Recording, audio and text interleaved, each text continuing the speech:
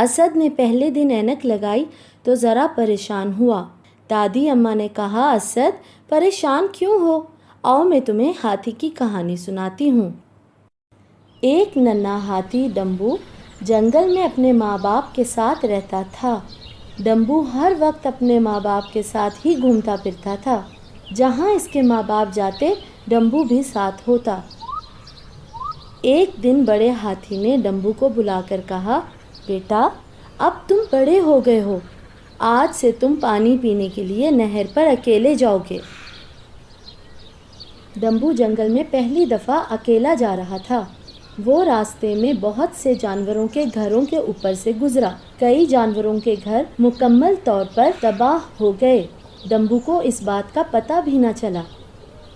سارے جانور شیر کے پاس گئے اور کہنے لگے، بادشاہ سلامت، کل ڈمبو نے ہمیں بہت نقصان پہنچایا۔ وہ نہر کی طرف جاتے ہوئے ہمارے گھروں کے اوپر سے گزرا، جس سے ہمارے گھر تباہ ہو گئے۔ شیر نے بڑے ہاتھی اور ڈمبو کو بلایا۔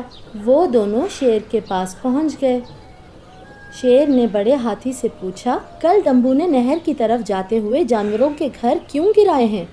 بڑے ہاتھی نے کہا، بادشاہ سلامت، میرا خیال ہے کہ ڈمبو کی نظر کمزور ہے، اسے کسی ڈاکٹر کو دکھانے کی ضرورت ہے۔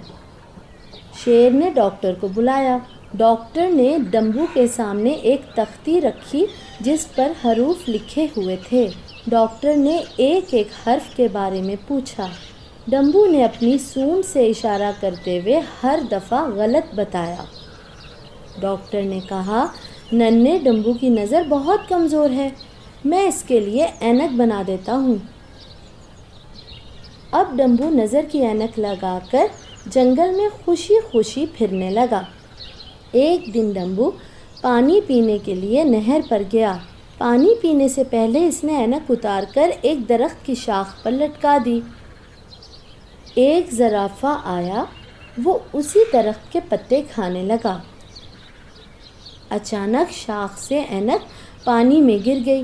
ڈمبو روتے ہوئے کہنے لگا، میں اینک کے بغیر اپنے گھر کیسے جاؤں گا؟